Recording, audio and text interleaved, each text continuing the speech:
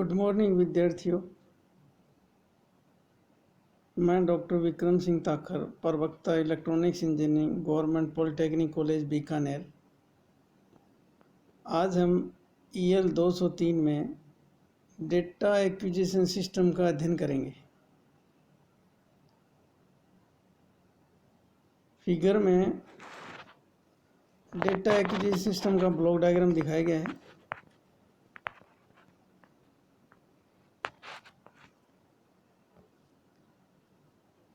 सबसे पहले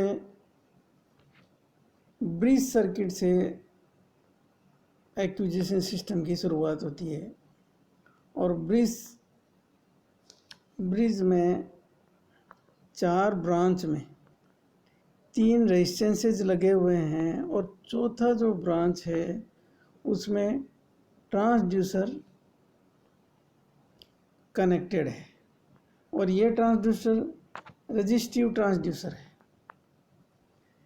ब्रांच में जो व्हीटस्टोन ब्रिज है उसकी ब्रांच में 3 ब्रांच में रेजिस्टेंसेज कनेक्टेड हैं और चौथी जो ब्रांच है उसमें रजिस्टिव ट्रांसड्यूसर कनेक्टेड है, जो टेम्परेचर पर डिपेंड हो सकता है, जो लाइट पर डिपेंड हो सकता है। वो ट्रांसड्यूसर जिस भी इनपुट एनर्जी के अनुसार अपने रेजिस्टेंस को वेरी करेगा, वो यूटिलिटी के अनुसार कनेक्ट कर दिया जाता है। ट्रांसड्यूसर जो जिस ब्रांच में ट्रांसड्यूसर है उसका रेजिस्टेंस इनपुट के अनुसार वेरी होगा। वो इनपुट टेम्परेचर हो सकता है, वो इनपुट प्रेशर हो सकता है, वो इनपुट लाइट हो सकती है। तो डिफरेंट टाइप्स ऑफ इनपुट के पर फाइनली इस ट्रांसड्यूसर का रेजिस्टेंस वेरी करता है। जिस तरह का हमने इनपुट के सेंसिटिव यह सर्किट बनाना है उसी के अनुसार हम यहाँ ट्रांसड्यूसर लगा देते हैं। तो हमें ये बात ध्यान में रखनी है कि जो भी इनपुट हमारा होगा, यदि हमारा ये डेटा एक्विजिशन सिस्टम का इनपुट जो है वो लाइट है तो लाइट के वेरिएशन के अकॉर्डिंग हमारे ट्रांसड्यूसर का रेजिस्टेंस चेंज होगा। इसी प्रकार यदि हमारा प्रेशर को मेजरमेंट है तो प्रेशर के अकॉर्डिंग इसके रेजिस्टेंस में वेरिएशन आएगा। टेम्परेचर का मेजरमेंट है तो टेम्परेचर के अकॉर्डिंग इस ट्रांसड्यूसर के रेजिस्टेंस में वेरिएशन आएगा। तो जो भी इनपुट का वेरिएशन है उसके अकॉर्डिंग इस ट्रांसड्यूसर की वैल्यू, इसके जो 2 टर्मिनल हैं, यहाँ जो टर्मिनल हैं इनके बीच में रेजिस्टेंस में वेरिएशन होगा और इस रेजिस्टेंस के वेरिएशन के अकॉर्डिंग ये जो हमारा ब्रिज है जिसके 2 सिरों के बीच में तो पावर सप्लाई लगी हुई है और इन 2 सिरों के अलावा इन 2 सिरों के बीच में हमें आउटपुट मिल रहा है। तो यह आउटपुट जो होगा वो जो ट्रांसड्यूसर का इनपुट है उसके अकॉर्डिंग हमारा आउटपुट वेरी करेगा।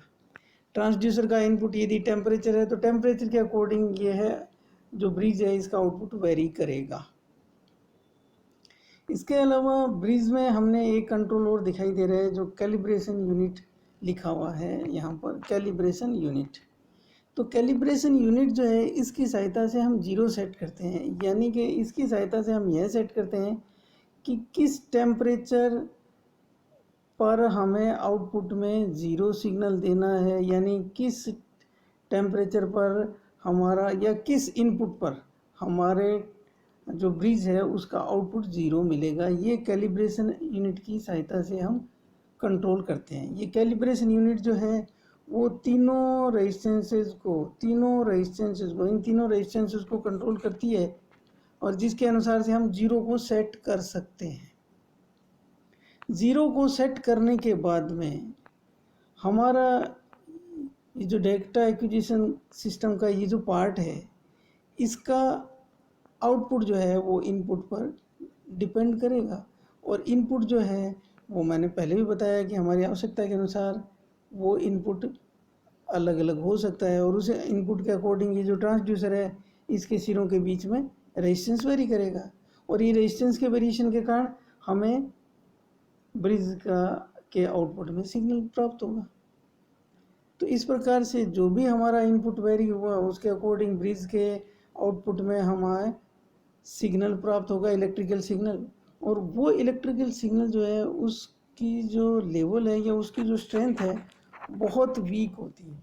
उसकी जो स्ट्रेंथ है वो बहुत वीक होने के कारण हमें पहला जो ब्लॉक है वो एम्पलीफायर है, यानी कि यहाँ पर जो हमें ब्रिज का आउटपुट जो मिल रहा था, इन दो टर्मिनल के बीच में जो ब्रिज का आउटपुट मिल रहा है वो बहुत ही लो लेवल का है। तो इसके लेवल को राइज करने के लिए हमें एक एम्पलीफायर की आवश्यकता पड़ती है। इस एम्पलीफायर के आउटपुट में हमें सफिशिएंट लेवल का एनालॉग सिग्नल प्राप्त हो जाता है, और यह सिग्नल जो है यह एनालॉग फॉर्म में है। इसको हमें प्रोसेसर में प्रोसेसिंग के लिए हमें इस एनालॉग सिग्नल को डिजिटल सिग्नल में कन्वर्ट करते हैं। तो फिर उसके बाद में हमारा A to D कन्वर्टर जो है वो एम्पलीफायर से प्राप्त यह जो सिग्नल है जो हमें इनपुट के बारे में इंफॉर्मेशन दे रहा है। भी इनपुट जो है हमारा जिस टेम्परेचर या जिस भी लेवल पर, क्योंकि इनपुट जो है वो यदि टेम्परेचर होगा या वो लाइट है या वो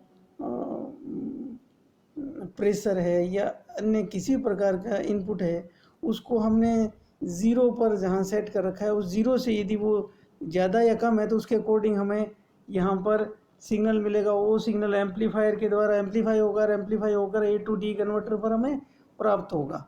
तो A to D कन्वर्टर उस एरर सिग्नल को एम्पलीफाइड एरर सिग्नल को A to D कन्वर्ट कर देता है, जो एक्चुअल हमारा इनपुट के बारे में एक्चुअल स्थिति बताता है। यह A to D कन्वर्टर के माध्यम से जो हमारा डिजिटल फॉर्म में जो डेटा आया उस डेटा की प्रोसेसिंग होती है प्रोसेसर में, और प्रोसेसर जो है वो जो भी हमारी रिक्वायरमेंट है उसके अनुसार एनालिसिस करेगा।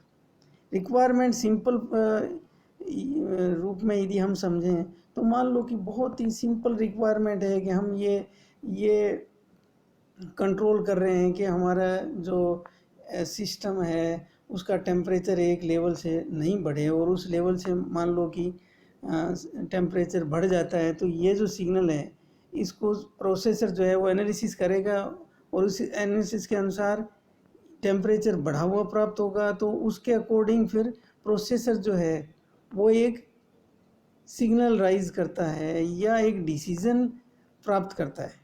उस डिसीजन के अनुसार हमारा जो प्रोसेसर है ये सिग्नल आउटपुट में भेजेगा जो इसने डिसीजन लिया है कि भाई हमारा टेम्परेचर जो बढ़ गया है या प्रेशर जो है वो बढ़ गया है या हमारा लाइट जो है वो ऑन हो गई है या लाइट हमारी ऑफ हो गई है। उसके अकॉर्डिंग ये D to A कन्वर्टर को सिग्नल भेजेगा, और D to A कन्वर्टर पर यह सिग्नल जो है वापस एनालॉग फॉर्म में कन्वर्ट हो जाएगा, और एनालॉग फॉर्म में कन्वर्ट होने के बाद में यह जो हमारा यह जो एनालॉग सिग्नल है ये हम हमारी आवश्यकता के अनुसार अलग अलग लेवल पर हम इस सिग्नल को सेंड करते हैं। वो सिग्नल डिस्प्ले भी लगातार हो सकता है जो ये शो करे कि हमारा जो इनपुट है उसका क्या वेरिएशन चल रहा है, इनपुट की वर्तमान स्थिति क्या है, ये लगातार डिस्प्ले होता है।